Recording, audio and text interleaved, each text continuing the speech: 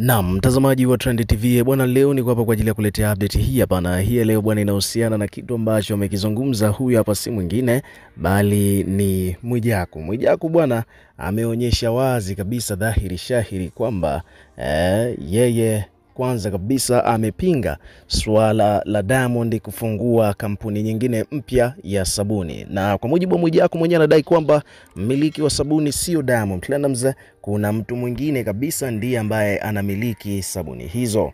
Kwamba hii biashara mpya ambayo Mwijaku ameizindua ya Wasafi Soap ni kwamba zile sabuni sio za Diamond, yani hiyo kampuni sio ya Diamond Platnumz bali ni kampuni ya mtu mwingine. Na akasema kwamba watu wawe karibu na page yake, atatangaza rasmi kwamba anayemiliki hizo sabuni ni nani. Maana amepinga kabisa vikali kwamba mmiliki wa hizo sabuni, yani huyu Diamond amekuwa tu kama frontman, yani ni mtu ambaye amesimamishwa mbele, lakini mmiliki wa hizi sabuni mwenyewe halisi sio yeye. Yani ni kama vile brand ambassador, kama the way ilivyo katika kampuni nyingine. So Mwijaku mwenyewe amezungumza hayo na wadau wengi sana wamemnote akiwa anazungumzia hilo swala. Hebu msikilize kidogo hapa Mwijaku mwenyewe.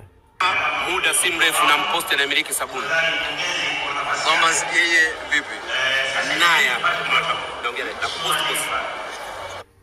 So Mwijaku anadai kwamba muda si mrefu yeye mwenyewe atamposti mtu ambaye anamiliki sabuni hizo. Na peji mbalimbali zimekuja kuripoti kuhusiana na hii issue. Kwa mfano hapa kuna peji imeandika kwamba Diamond sio mmiliki wa sabuni, akidai kwamba sio Mwijaku. Okay, kuna peji hapo ameandika kwamba baada ya msanii wa muziki wa Bongo Flava Diamond Platnumz kuzindua sabuni yake mpya kabisa, hii ni kampuni ambayo inakwenda kwa jina la Wasafi Soap, usiku wa kuamkia leo, mwanamitandao na muigizaji na mtangazaji wa Crown FM ya Alikiba Mwijaku anasema kwamba sabuni hizo sio za Diamond kama anavyodai.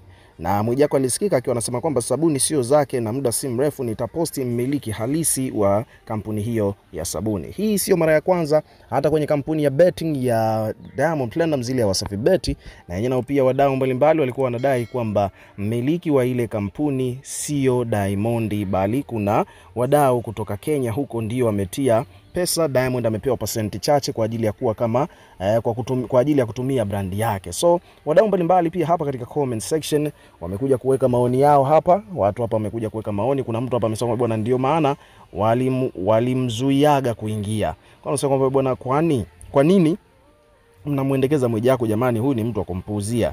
Kwa sababu bwana kiukweli Mwijaku atawapeni wakati mgumu sana msipokuwa makini. Kwa sababu kwamba huyu kaka friji lake kiukweli aligandishi. So hivyo ndivyo mambo yalivyo. Ukiwa kama mdau na kipi cha kusema kuhusiana na hii situation, unahisi kwamba anachokizungumza Mwijaku ni kweli kwamba hii kampuni ya sabuni sio ya Diamond au ni ya kwake, ila tu Mwijaku ameamua kufanya hivyo ili mradi tu azungumziwe mitandaoni? Weka maoni yako katika comment section, tutakuwa tukisoma na kureplay kila comment, na pia subscribe kwa ajili ya kupata update zaidi.